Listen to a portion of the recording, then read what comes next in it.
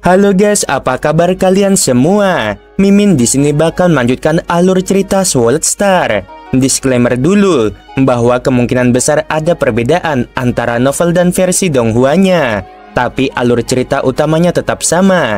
Jadi tanpa ragu, Mimin akan membawakan alur ceritanya. Tanah suci negara kuno Guntur. Di tengah pegunungan yang diselimuti awan petir abadi, berdiri Gunung Leiting, tempat suci para leluhur. Namun, di dalam gunung itu tersembunyi dunia-dunia kecil, dan di salah satunya terbentang padang rumput tak berujung. Di tengah dataran itu, sesosok tubuh tertidur tanpa bergerak, seolah waktu tak mampu menyentuhnya. Rumput di sekitarnya layu dan tumbuh berulang kali, menandakan berlalunya ribuan era. Tapi sosok itu tetap suci, sebersih pertama kali ia berbaring di sana. Hingga akhirnya, sepasang mata terbuka perlahan, menyingkap cahaya yang seolah menembus segala rahasia dunia.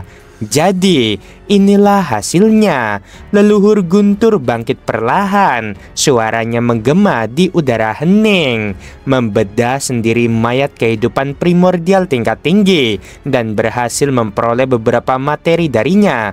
Keuntungan ini terlalu besar.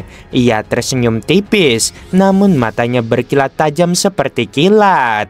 Senior Yuan dan yang lainnya pasti sangat terdesak, sampai-sampai mengizinkan kami para junior membeli mayat kehidupan primordial tingkat tinggi.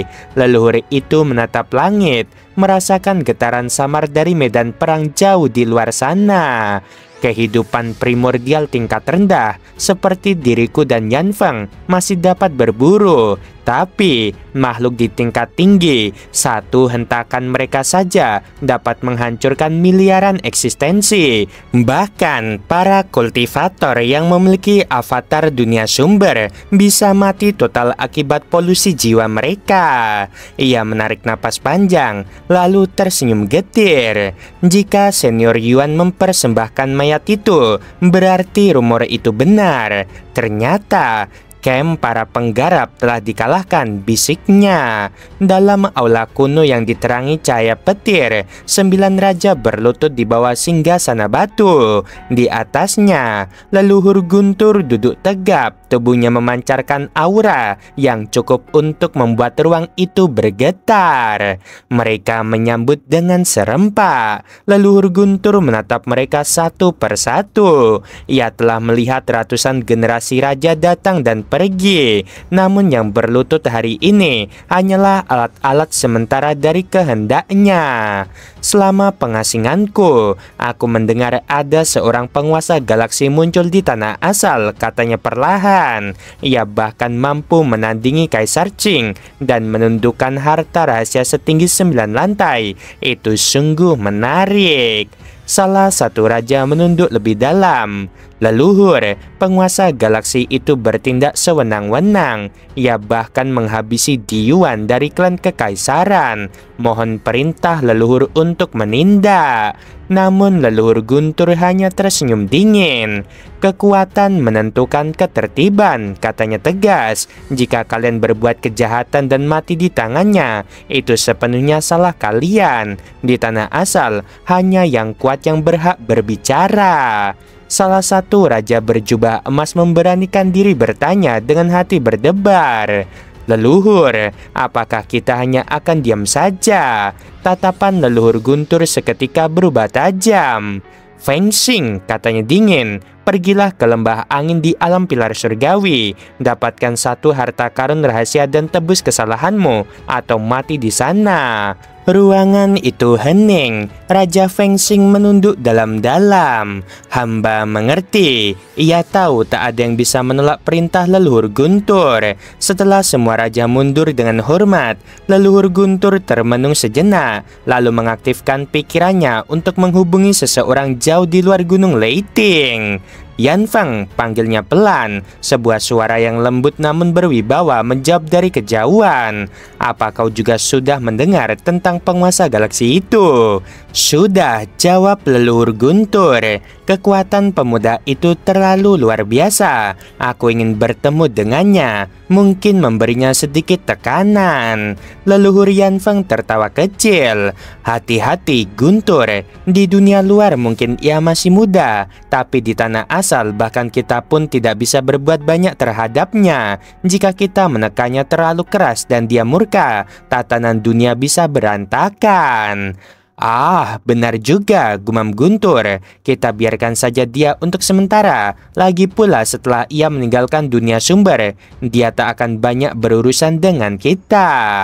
Bagus, menjaga jarak terkadang lebih bijak, kata Yan Feng tenang. Keduanya terdiam sejenak sebelum leluhur Guntur bertanya, bagaimana hasilmu membedah kehidupan primordial tingkat tinggi itu? Yan Feng tersenyum puas. Luar biasa, struktur mereka jauh lebih rumit daripada yang kita duga. Dengan analisis ini, aku yakin bisa menembus sedikit lebih jauh. Kau selalu berkata begitu setiap zaman, ejek leluhur Guntur, namun belum juga mencapai kesempurnaan Kaisar Dewa. Jalan menuju setengah primordial bukan untuk mereka yang terburu-buru, jawab Yan Feng sambil tertawa. Kesabaran adalah kunci. Leluhur Guntur bergumam, tapi aku khawatir kita tak punya banyak waktu. Fraksi kehidupan primordial bawaan semakin kuat. Bila mereka menyerbu tanah asal, semua ini akan segera berakhir. Kalau itu takdir, jawab Yan Feng ringan. Biarlah begitu, tidak ada gunanya khawatir pada hal yang tidak bisa kita ubah. Di dalam keheningan ruang terdalam dari menara bintang, Lo Feng duduk bersila. Pola-pola rahasia tak terhitung jumlahnya berputar di sekelilingnya, seolah menggulung waktu dan ruang. Bahkan waktu sendiri tampak berhenti ketika pandangannya menembus kedalaman pola itu. Warna-warni cahaya muncul, seolah bintang dan darah bercampur menjadi satu, membentuk sisik merah keunguan dengan 12 tepi bercahaya.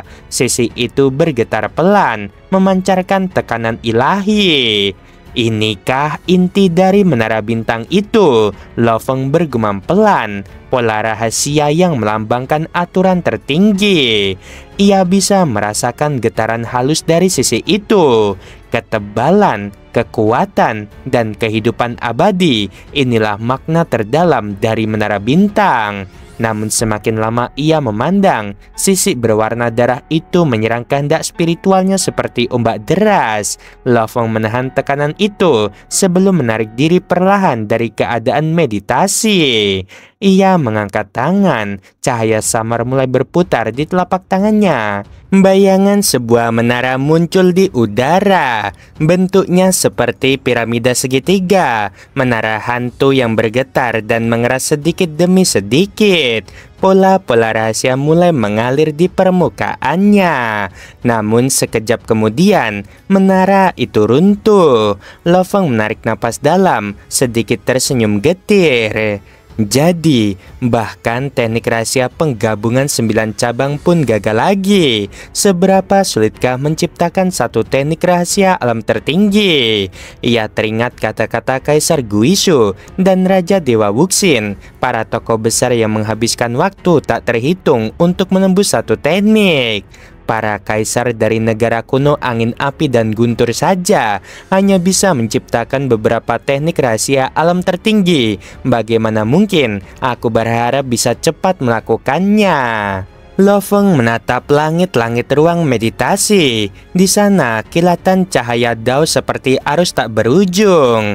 Aku telah menciptakan 9 teknik untuk fusi 8 cabang, katanya lirih. Tapi penggabungan 9 cabang, bahkan satu pun belum bisa. Waktu Waktu berjalan, di tengah keheningan panjang, Lo Feng merenung di depan menara bintang yang dipadatkannya kembali. Mengapa bentuknya selalu piramida segitiga? Mengapa bukan menara 9 tingkat? Apakah aku kehilangan sesuatu di dalam pemahaman tentang struktur pola rahasianya? Ia menutup matanya, menenangkan diri, dan menenggelamkan kesadarannya semakin dalam. Hari demi hari berlalu. Suatu kali, di tengah meditasi panjang, getaran luar biasa mengguncang kesadarannya. 4 cabang dao kehidupan dan kematian tiba-tiba melebur menjadi satu tanpa batas atau perbedaan. Kilatan cahaya dao agung menyelimuti tubuhnya. Aku menembusnya. Dao kehidupan dan kematianku telah mencapai alam kedua Raja Dewa. Aura luar biasa memancar, melingkupi seluruh ruang. Lo Feng membuka matanya. Tatapan matanya seperti bintang yang berputar. Ia tertawa riang. 9 teknik fusi 8 cabang akhirnya membawaku ke alam kedua. Tidak ada yang sia-sia. Aku penasaran berapa banyak poin hadiah yang akan diberikan ruang tak terbatas kali ini. Di ruang tak terbatas, kabut putih menyelimuti sebuah danau luas. Di pulau kecil di tengahnya, hanya ada satu sosok duduk bersila. Itu avatar Lo Feng. Dengan satu pikiran, ia mengalirkan kekuatan daunnya. Sebuah seberkas energi melesat keluar, menembus lapisan ruang dan meninggalkan retakan hitam yang menelan cahaya. Kekuatan itu lalu mengembun menjadi setetes darah, dan darah itu berubah menjadi bintang kecil yang perlahan berputar. Namun bintang itu kemudian hancur, bertransformasi menjadi jurang hitam yang menelan segalanya di sekitarnya. Lalu jurang itu runtuh, berubah menjadi titik cahaya yang menyebar ke segala penjuru. 4 cabang dao kehidupan dan kematian menyatu sepenuhnya. Inilah kekuatan sejatinya. Seketika simbol berpendar muncul di telapak tangannya. Penilaian ruang tak terbatas. Lo Feng dari tanah asal, berdasarkan dao agung kehidupan dan kehancuran, engkau telah membuka dao baru. Evaluasi dao baru kategori spesial, hadiah 100.000 poin. Kehendak spiritual kategori spesial, hadiah 100.000 poin. Lo Feng tersenyum puas. 200.000 poin hadiah, kekayaan terbesar sepanjang hidupku. Namun ketika ia membuka gudang harta karun ruang tak terbatas, matanya menyipit. Bab tertinggi Raja Dewa bahkan tidak terlihat. Jadi bahkan dengan penilaian spesial, aku belum memenuhi syarat. Ia menghela napas panjang. Berapa besar bakat yang dibutuhkan untuk melihat bab tertinggi itu? Satu demi satu nama harta karun melintasi depan matanya. Pedang leluhur primordial 180.000 poin. Cermin ruang waktu 180.000 poin. Mata kehidupan dan kematian 120.000 poin.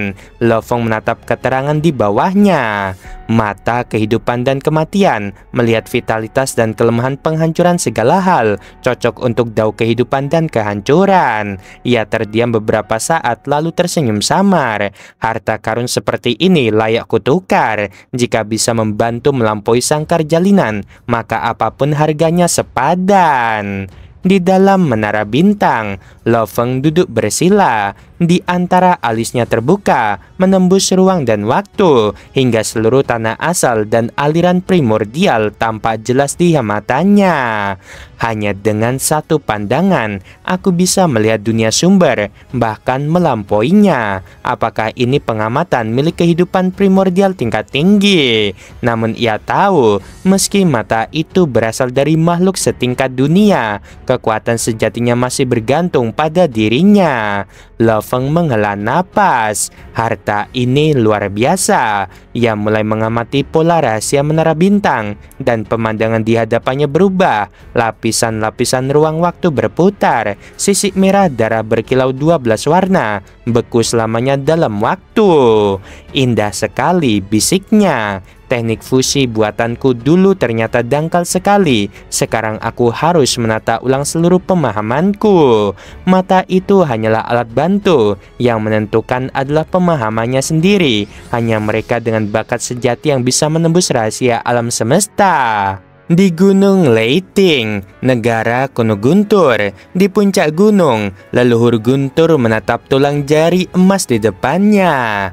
6 keping sudah kukumpulkan. Kini tinggal 1, gumamnya. Senior Yuan berkata, kebangkitanku ada di dalam palan ini. Tapi setelah mempelajarinya beribu era, aku tetap tak mengerti. Aku membedah tubuh kehidupan primordial, bertukar ilmu dengan para dewa dari dunia lain, tetapi tetap saja gagal. Apakah aku benar-benar terlalu bodoh? Di puncak lain Gunung Leiting, 2 raja berdiri berhadapan. Iblis putih, kau sudah gila, bentak Raja Lando. Kau berani menangkap suku-suku di wilayah itu. Raja Iblis putih tertawa riang. Tanah asal akan hancur, Lando, jika beberapa suku lenyap. Apa bedanya? Lagi pula siapa yang akan peduli? Lando menatapnya tajam. Jangan sentuh kota besar. Ambil saja dari hutan belantara, tak lebih dari 1/10 penduduknya.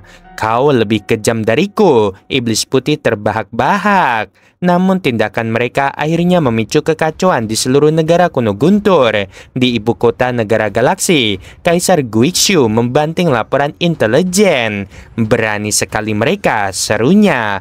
Wuxin, kau yakin datanya benar? Raja Dewa Wuxin tersenyum tipis. Sudah 70 era mereka menjarah, dan pelakunya memang Raja Iblis Putih serta Raja Lando. Ternyata 70 era, Kaisar Guixu bangkit dengan marah. Mereka menghina penguasa galaksi. Ia segera pergi melapor kepada Murusa, yang setelah mendengar berita itu hanya mampu mendesis marah. Mereka benar-benar menantang kekuasaan kita, katanya dingin, lalu mengirimkan panggilan kehendak spiritual pada Lo Feng. Tuan, Anda harus tahu tentang hal ini.